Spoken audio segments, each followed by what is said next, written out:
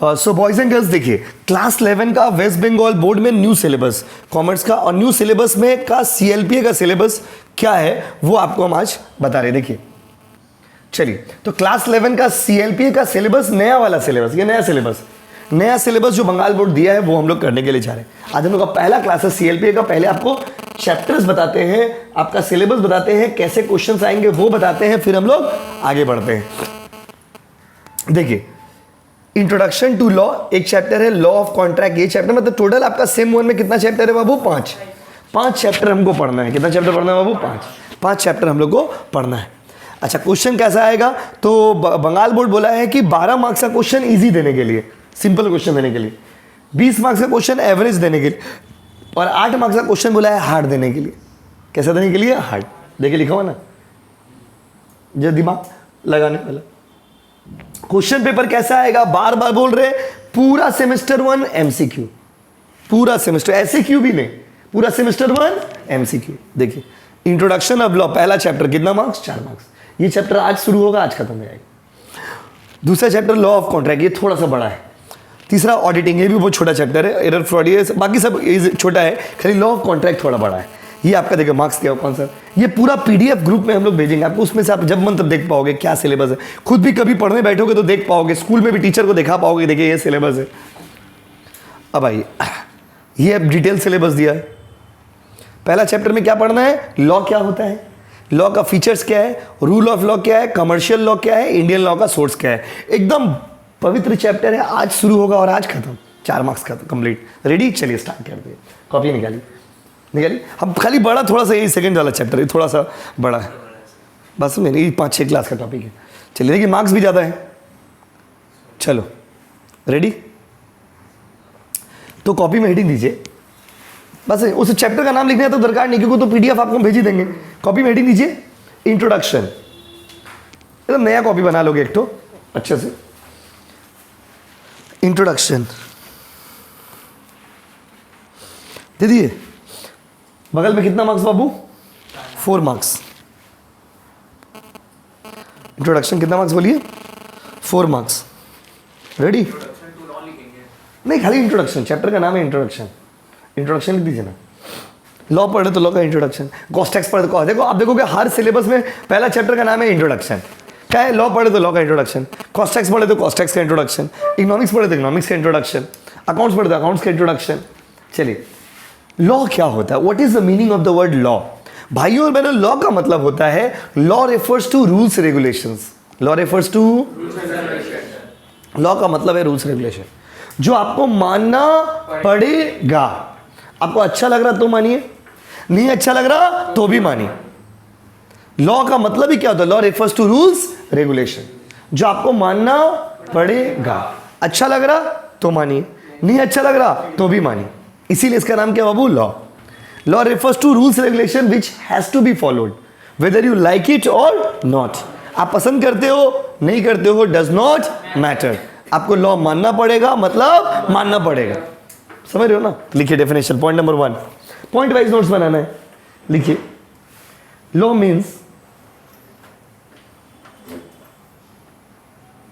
the rules regulations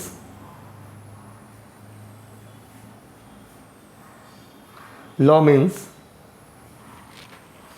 the rules regulations which has to be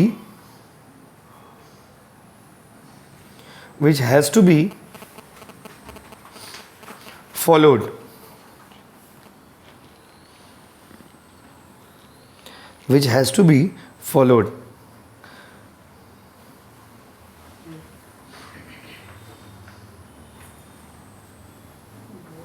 हो गया बाबू? विच has to B क्या बाबू? Followed by everyone.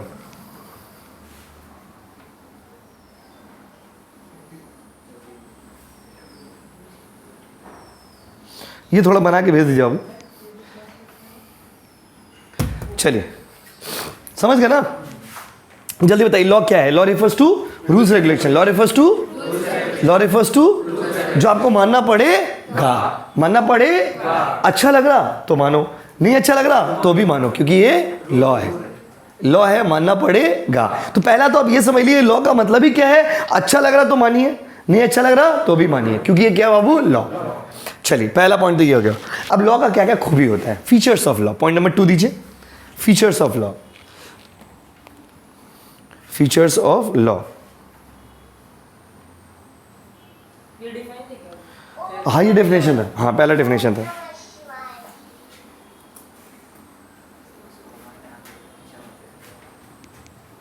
चलिए next. तो भैया लॉ का क्या क्या खूबी होता है, what are the features of law. Law का क्या क्या खूबी है वो बताइए, क्या क्या फीचर्स है, फीचर्स मतलब विशेषता, कैरेक्टरिस्टिक्स। लॉ का क्या क्या फीचर्स है, what are the features of law. तो पहला बात क्या बोले बताइए, law is set by government. पहला बात तो ये, लॉ कौन बनाता है बाबू, गवर्नमेंट। अगर आपसे पूछेगा कि लॉ कौन बनाता है बताइए, law refers to rules regulation, जो बनाता कौन है बताइए, गवर्नमेंट। लिखिए पॉइंट नंबर 1। इसके मतलब पॉइंट नंबर 2 के अंदर में ABCD करके लिखो, क्या ए लिखो, लिखो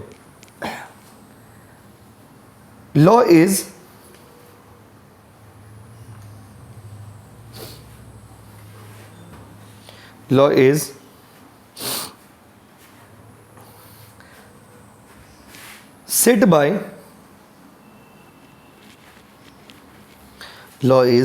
set by government।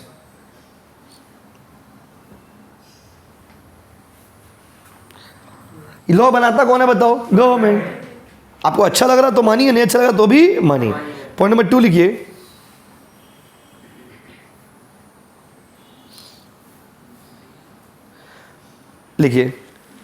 Law is the general rule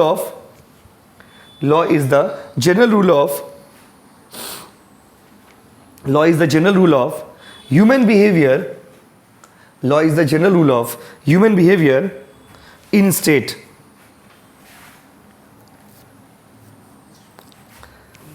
हाँ इन स्टेट, स्टेट यहां पर स्टेट मतलब हो गया गवर्नमेंट। यहां पे स्टेट वर्ड का मतलब क्या हो गया बाबू, गवर्नमेंट। गवर्नमेंट है तो गवर्नमेंट डिसाइड करेगा आपको कैसे बिहेव करना है और कैसे बिहेव नहीं करना है, क्या करना है और क्या नहीं करना है। नोट्स एकदम अच्छे से बनाओगे। जब तक बुक निकालेगा बंगाल बोर्ड और जब तक आपका स्कूल स्टार्ट होगा तब तक आपका एग्जाम ही आ जाएगा। तो आप एकदम माइंड सेट में, देखिए हम लोग उसी माइंड सेट से पढ़ रहे कि आपका एग्जाम एकदम सामने है आपका एग्जाम। 13 सितंबर से 30 सितंबर आपका एग्जाम का डेट, बंगाल बोर्ड का नोटिस के हिसाब से। कितना पॉइंट हो गया बताओ, 2। पॉइंट नंबर 3 लिखिए, The court will settle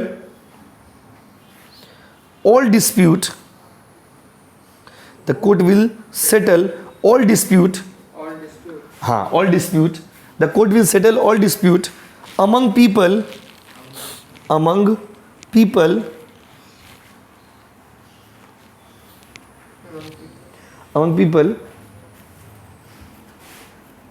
on the basis of law।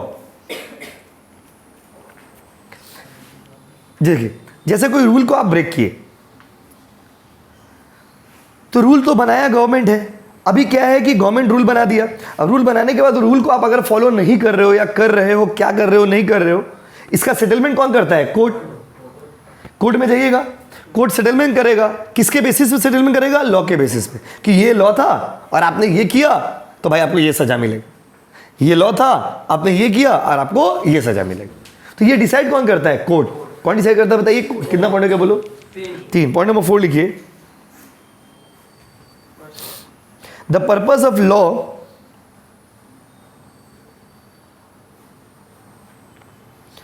is to provide peace, protection and security। Law का पर्पस क्या है, पीस, प्रोटेक्शन, सिक्योरिटी प्रोवाइड करना। पीस समझते हो ना, शांति, सुरक्षा, पीस, प्रोटेक्शन एंड सिक्योरिटी। हो गया बाबू। देखिए आप CLPA क्या है, CLPA वो पूरा वेस्ट बंगाल में कुछ स्कूल में ही CLPA कोलकाता में कुछ स्कूल में ही है, इसीलिए CLPA में क्या आप लोग का संख्या कम है, क्योंकि CLPA क्या है कुछ लोगों का ही होता है, CLPA सबका नहीं। कुछ गिना चुने स्कूल है कोलकाता में जिसमें CLPA होता है, उसमें भी कुछ स्कूल में तो CLPA सिर्फ सब्जेक्ट है, पढ़ाई भी नहीं होता है। बात समझे ना, इसीलिए सीएलपी का तैयारी आपको स्टार्टिंग से ही करना होगा। क्या लिखे हुआ वो बताइए। लॉ का पर्पस क्या है? पीस प्रोवाइड करना, प्रोटेक्शन प्रोवाइड करना और सिक्योरिटी प्रोवाइड करना। हाँ कि नहीं बोलिए। कितना पॉइंट हो गया बोलो? 4। पॉइंट नंबर 5 लिखिए।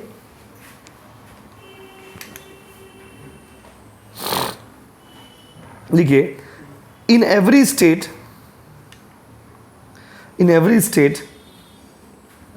There is only one body of law.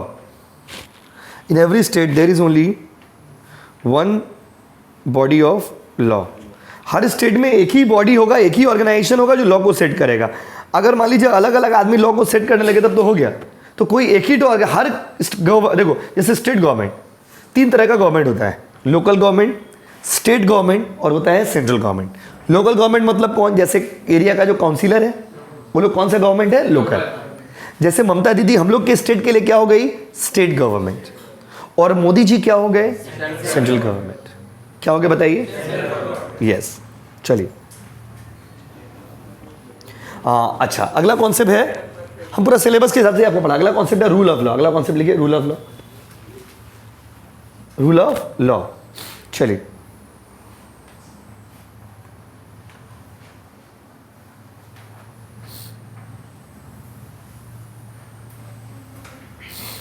देखिए, रूल ऑफ लॉ का मतलब क्या होता है? रूल ऑफ लॉ का मतलब होता है, my dear student, does not matter आप कौन हो, डज नॉट मैटर आप कौन हो, रूल लॉ सबके ऊपर अप्लाई है। इसी को बोलते हैं rule of law. Rule of law कहता है कि डज नॉट मैटर आप कौन है। कौन है आप सोचो ना, आपने एक चीज पढ़ा होगा, आप लोग सुने होंगे, दिल्ली का सीएम है, उसका नाम है अरविंद केजरीवाल, उसको जेल हो गया। तो हम और आप तो कोई नॉर्मल आदमी है, हम लोग आप लोग तो ओलू बोलू है। क्या बाबू? ओलू बोलू। सीएम को जेल हो यार, आप सोच के देखिए, चीफ मिनिस्टर है वो, दिल्ली जैसा स्टेट का चीफ मिनिस्टर है, उसको जेल हो गया। इसका मतलब क्या पता चलता है? इंडिया में रूल ऑफ लॉ अप्लाई होता है। रूल ऑफ लॉ मतलब लॉ से ऊपर कोई नहीं है। No one is above law in India. India में सबसे ऊपर कौन है? सबसे ऊपर कौन है? लॉ के ऊपर इंडिया में कोई नहीं है। चाहे आप कोई भी प्रधानमंत्री क्यों ना हो, अगर मोदी जी गलत करेंगे तो मोदी जी को भी जेल जाना पड़ सकता है। आप ये मत सोचिए, देश ऐसा है हम लोग का। हम लोग देश का खूबसूरती ही यही है, रूल ऑफ लॉ। सबसे ऊपर कौन? लॉ। सबसे बड़ा आपको पता है इंडिया में सबसे पावरफुल कौन है बताइए? वो तो अभी पता है आपको। इसके अलावा सबसे पावरफुल कौन है? मोदी नहीं, डीएम पीएम नहीं, सबसे गलत गलत गलत। सबसे पावरफुल है कोर्ट। इंडिया में सबसे पावरफुल कौन है बताइए? कोर्ट। कोर्ट से पावरफुल कोई नहीं है। यही तो समझना है आपको।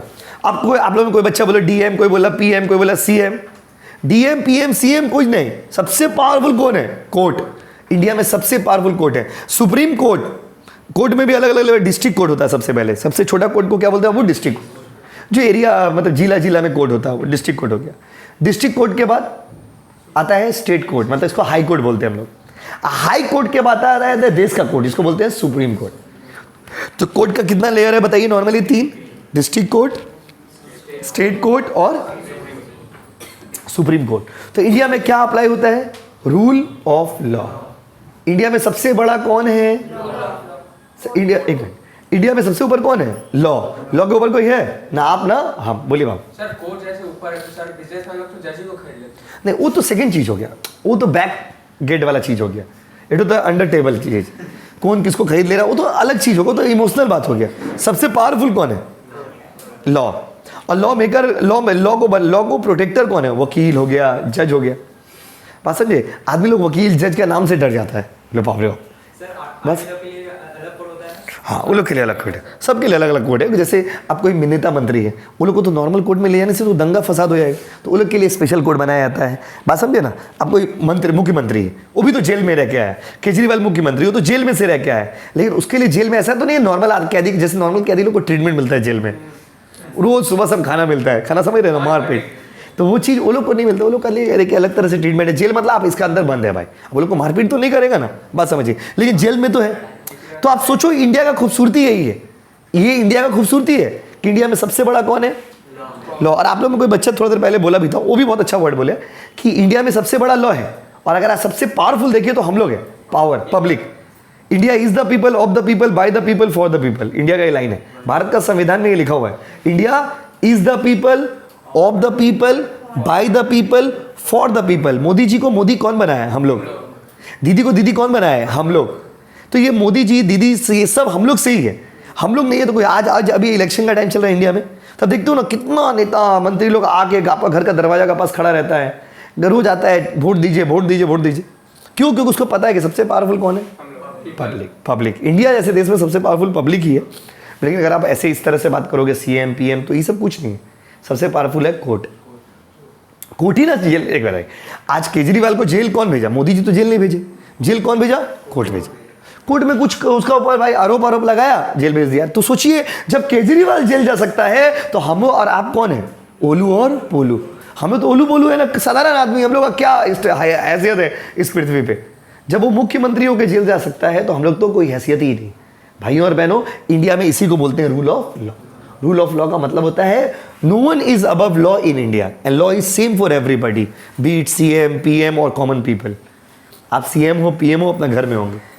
कानून सबके लिए मानना पड़ेगा, मतलब मानना पड़ेगा। इसी को बोलते हैं रूल ऑफ लॉ। चलिए हेडिंग दे दिए, रूल ऑफ लॉ लिखिए। रूल ऑफ लॉ नहीं, इसके बारे में डायरेक्ट लिखिए। Rule of law defines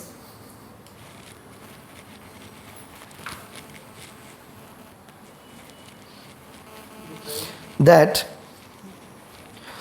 no one is defines that no one is above law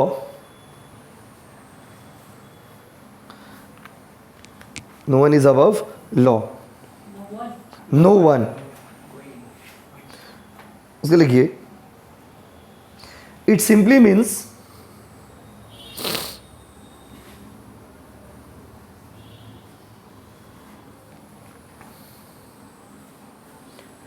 it is क्या लिखा वो? It simply means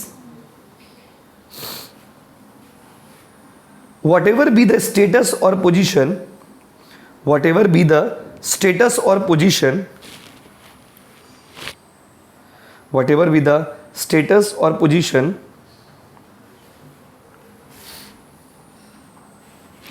everyone,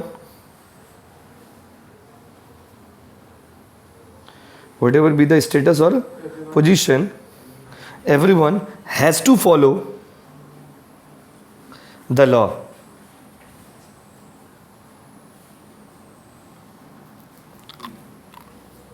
हो गया बाबू? मीनिंग एक वर्ड में क्लियर हो गया। हमने एक जो स्टार्टिंग का लाइन लिखा है ना, उसी में बाबू मीनिंग क्लियर हो गया। क्या क्लियर हो गया बताइए? कि भाई लॉ से ऊपर कोई नहीं है। आपको एग्जाम में ऐसे क्वेश्चन दे देगा कि no one is above law. ये बात कौन से रूल में लिखा हो? Rule of law. Rule of law कहता है कि लॉ से बड़ा कोई नहीं है। लॉ से बड़ा ना आप हो ना हम है। कोई है लॉ से बड़ा? लॉ से बड़ा कोई नहीं है। ना आप हो ना हम है। कोई हो आप लोग में लॉ से बड़ा? नहीं, कोई लॉ से बड़ा नहीं। अगला है commercial law.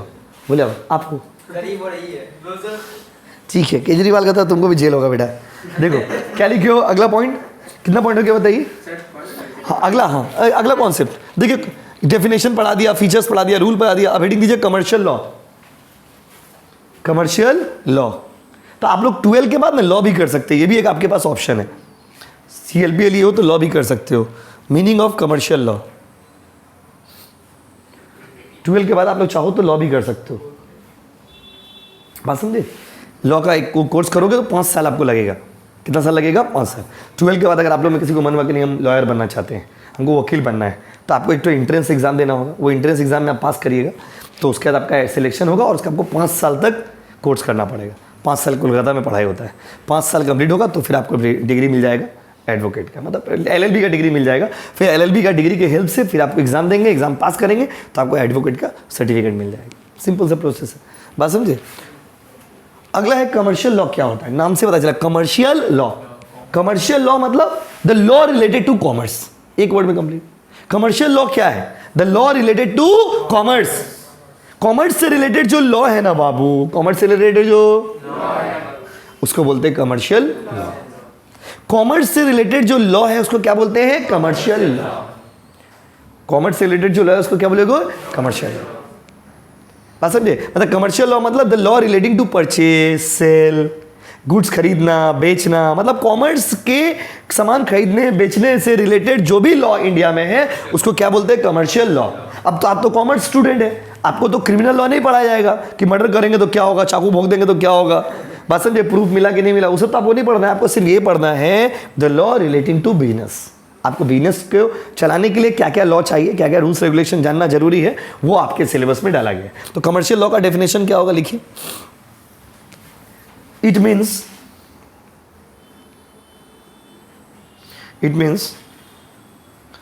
the rules regulations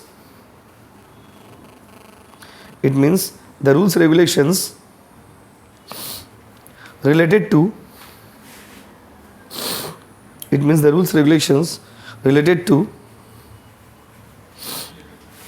commercial activities. एक वर्ड में कंप्लीट करिए, कमर्शियल एक्टिविटीज। ज्यादा लंबा चौड़ा लिखना तो है नहीं क्योंकि एमसीक्यू पेपर है, इतना बड़ा बड़ा नोट्स लिख के क्या करेंगे। कमर्शियल एक्टिविटीज हो गया बाबू, हो गया ना। कमर्शियल एक्टिविटीज, कॉमर्स से रिलेटेड जो एक्टिविटीज है, खरीदना बेचना, इन सब से रिलेटेड जो एक्टिविटी है उसको क्या बोलेंगे? Commercial law. क्या बोलोगे? बोलो ना। चलो कितना पॉइंट हो गया बताओ? कमर्शियल, ये भी हो गया। अगला टॉपिक है source of Indian commercial law, last topic है इस चैप्टर का। हेडिंग दीजिए source of Indian commercial law. Source of Indian commercial law.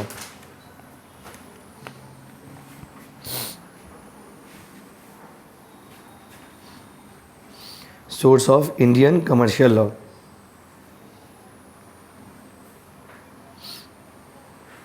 चले देखिए, इंडियन कमर्शियल लॉ का क्या सोर्स है? Source of Indian commercial law, इसका मतलब क्या हुआ? इंडिया में जो लॉ बनाया गया है उसका क्या क्या सोर्सेस है। अगर आपसे कोई पूछेगा कि इंडिया का जो लॉ है वो कहाँ कहाँ से आया है, तो आप क्या आंसर दोगे? सोर्सेस ऑफ इंडियन कमर्शियल, देखो लॉ तो हम लोग तो एक्चुअली अंदर का बात अगर आपको बोले तो हम लोग क्या है, हम लोग तो अंग्रेजों के गुलाम थे ना पहले, किसी को बोलिएगा मत, सबको पता है। पसंद है, हम लोग क्या थे बाबू बताइए?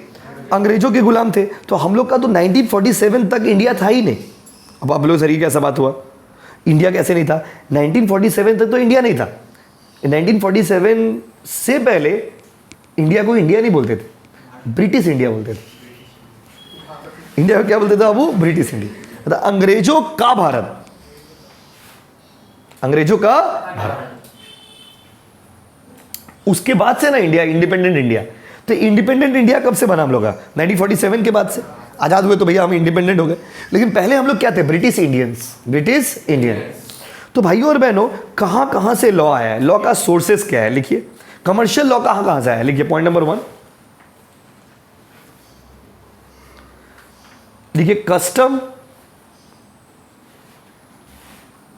Custom of trader. 4-5 पॉइंट लिखेंगे बस, खत्म हो जाएगा। कस्टम ऑफ ट्रेडर, इसका मतलब क्या हुआ? बिजनेस, जैसे हम बिजनेस कर रहे हैं, लॉ कैसे बनता है? सोचिए, लॉ कैसे बनता है? लॉ अचानक से नहीं बनता है। जैसे हम कोई चीज़ कर रहे हैं, करते करते लगा कि भाई ये चीज़ ज़रूरी है, तो इसको क्या बना दो? लॉ बना दो। जैसे सामान खरीद रहा बेच रहा, तो उसको देख देख के बिजनेसमैन लोग को समझ आया कि भाई ये वाला लॉ बना देना चाहिए। जो लॉ मेकर्स थे उन लोगों को समझ आया कि भाई सामान खरीदने बेचने में ये सब प्रॉब्लम होता है, तो इसके लिए ये चीज़ का लॉ बना दीजिए। तो पहला लॉ का सोर्स होता है कस्टम। कस्टम मतलब परंपरा। कस्टम क्या होता है? कोई ऐसा चीज़ जो आप बहुत दिनों से फॉलो करते आ रहे हो। तो बड़े बड़े बिजनेसमैन लोग को देख देख करके, उनके एक्टिविटीज़ को देख देख करके कुछ रूल्स रेगुलेशन बनाए गए। पहला सोर्स क्या बाबू? कस्टम। पहला सोर्स क्या बताओ? दूसरा लिखिए,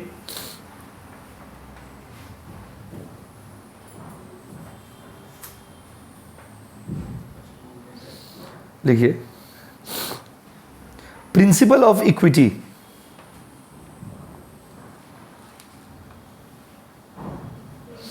प्रिंसिपल ऑफ इक्विटी। इक्विटी पहले लिख लीजिए सब। इक्विटी का स्पेलिंग बोले क्या? EQUITY। तीसरा पॉइंट लिखिए, हाँ उसका लिखिए case study. Case CASE case study. उसका लिखिए English mercantile law. English mercantile law,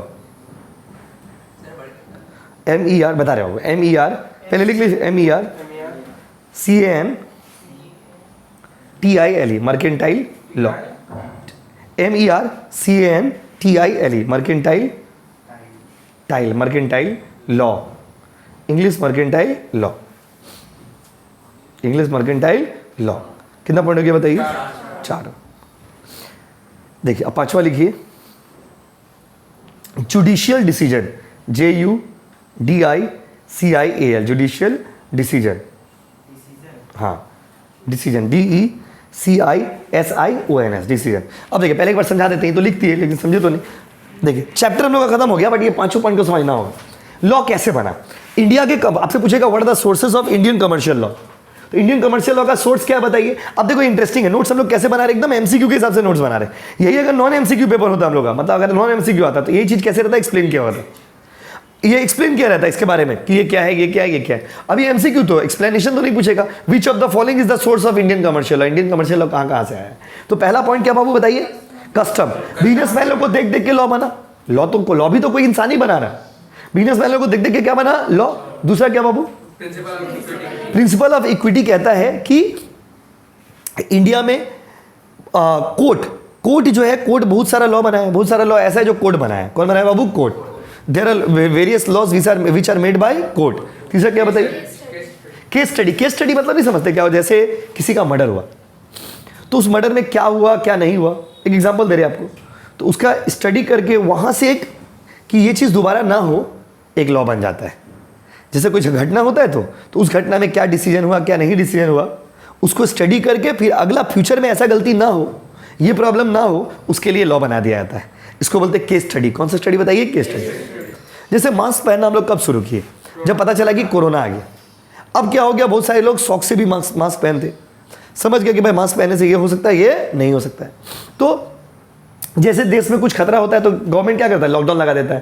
क्योंकि पहले गवर्नमेंट को आइडिया नहीं था, गवर्नमेंट एक बार लॉकडाउन लगाया, गवर्नमेंट था कि अच्छा इस लॉकडाउन लगा करके इन सब चीज़ों को हम लोग रोक सकते हैं, ये सब प्रॉब्लम हो सकता है, ये सब सुविधा हो सकता है, तो गवर्नमेंट उससे सीख गए। तो केस स्टडी का मतलब होता है जो घटना हो चुका है उस घटना से सीख करके लॉ बनाना, इसको बोलते हैं केस स्टडी। क्या बोलते हैं बाबू, केस स्टडी। अगला क्या है, इंग्लिश लॉ, अंग्रेज। मैक्सिमम लॉ तो इंडिया का अंग्रेज लोग ही बनाए, मैक्सिमम लॉ। आपको पता है इंग्लैंड जाएंगे ना कभी भविष्य में आप, अगर बाय द वे कभी जाने का मौका मिला आपको, तो इंग्लैंड का लॉ और इंडिया का लॉ 90% सेम, 90% सेम।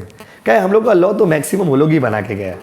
आपको जितना लॉ पढ़ाएंगे अगला चैप्टर से, इंडियन कॉन्ट्रैक्ट एक्ट, ये सब देखोगे 1947 के पहले का लॉ है, 1947 के पहले का लॉ है ये सब। इंडियन कॉन्ट्रैक्ट एक्ट आपका तो अभी सेमेस्टर में तो खाली यही इंडियन कॉन्ट्रैक्ट एक्ट ही है, तो सब 1947 से पहले का लॉ है। बात समझे ना, वो तो मैक्सिमम लॉ जो इंडिया का है वो अंग्रेज लोग ही बना के गया, तो ये भी हम लोग का सोर्स है। और क्या बताइए, जुडिशियल डिसीजन का मतलब होता है जजमेंट। क्या होता है बाबू, जजमेंट। कोई केस हुआ, उसका जजमेंट आया, तो जजमेंट से सीख करके भी लॉ बनाया जाता है कि ये जजमेंट आया है, अब अगला बार कोई आदमी ऐसा गलती ना करे, इसके लिए तो लॉ ही बना दो, लो बेटा, जिससे जजमेंट देना ही ना पड़े। तो कोर्ट में अगर आपसे पूछेगा इंडिया में लॉ कैसे बना, इंडिया का कमर्शियल लॉ कहाँ से बना है, किस किस से देख देख के बना है, तो पहला सोर्स क्या बताइए, कस्टम, परंपरा। दूसरा इक्विटी, मतलब कोर्ट बनाता है, कोर्ट डिसाइड करता है। तीसरा केस स्टडी। चौथा इंग्लिश लॉ। और पांचवा जुडिशियल डिसीजन। जुडिशियल डिसीजन मतलब क्या होता है, जजमेंट। जुडिशियल डिसीजन का मतलब क्या होता है, जजमेंट। ब्रैकेट में लिखिए तो लिख लीजिए, जजमेंट। खत्म, 4 मार्क्स कंप्लीट। चलिए अब 4 चैप्टर और पढ़ेंगे, सिलेबस कंप्लीट। बात समझे ना। अभी क्या ना, पहले जब हम लोग 11 में पढ़ाते थे तो इतना चाप नहीं रहता था, पहले हम लोग आराम से रिलैक्स होकर पढ़ा रहे, हिलते डुलते आराम से पढ़ाई करके। 11 का एग्जाम एकदम साल का लास्ट में होगा, मार्च में एग्जाम होगा। मार्च में जैसा भी आप लोग एडमिशन लिए तो नॉर्मली एग्जाम कैसे होता था, मार्च में, तो बच्चा अपना हिलते डुलते पढ़ाई करा, टीचर भी अपना मौज में है, बोले कि चलो आराम से मार्च में एग्जाम होगा। अभी एकदम इतना चाप बढ़ गया ना, क्योंकि एकदम जैसे हम रूटीन देख ले, बाप रे बाप 13 सितंबर को एग्जाम है। और आपको पता है 90% लोगों को ये पता ही नहीं है कि 13 सितंबर से 30 सितंबर तक एग्जाम है। वो बहुत सारे आदमी को तो सिलेबस ही पता नहीं है, वो पढ़ाई कर रहा है। बहुत सारे बच्चे लोगों को यूट्यूब पे, हम इंस्टाग्राम में वीडियो देते, मैसेज करता है, सर मेरा सर तो ये पढ़ा दिए, ये तो सिलेबस में, आप बोले सिलेबस में नहीं है। फिर वो देखा, बोला बाबा सिलेबस में ही नहीं, वो ऐसा चीज़ पढ़ा जो पुराना सिलेबस है। बहुत सारा बच्चा ऐसा पढ़ाई कर रहा है ना जो पुराना सिलेबस है, उसका सिलेबस, सर को सिलेबस ही पता नहीं। बात समझिए ना। तो पहले सिलेबस समझना होगा कि क्या पढ़ाई है, क्या पढ़ाई नहीं है, पैटर्न क्या है, नहीं है। और तो एग्जाम तो दूर का बात है, बहुत आदमी को ये पता नहीं कि मैं 13 सितंबर से एग्जाम, वो आराम से मौज में पढ़ाई कर रहा, वो लंबा लंबा आंसर लिख रहा, लॉन्ग क्वेश्चन करके, क्योंकि एमसीक्यू है। कैसा बाबू, एमसीक्यू। पहला एग्जाम पूरा का पूरा क्या बाबू, एमसीक्यू। समझ रहे हो ना। तो फिर मिलते हैं बाबू, अब नया चैप्टर नया दिन ही स्टार्ट किया जाएगा। ठीक है, अगला चैप्टर दिन स्टार्ट करेंगे ये चैप्टर लॉ ऑफ कॉन्ट्रैक्ट। ये हाँ लॉ ऑफ कॉन्ट्रैक्ट, ये तो फिर भी इंट्रोडक्शन था। लॉ ऑफ कॉन्ट्रैक्ट पढ़ेंगे इतना मजा आएगा आपको, इतना इंटरेस्टिंग चैप्टर है, पूछिए मत। Thank you so much. 4 marks complete guys, pass होने के लिए 12 मार्क्स चाहिए, ठीक है।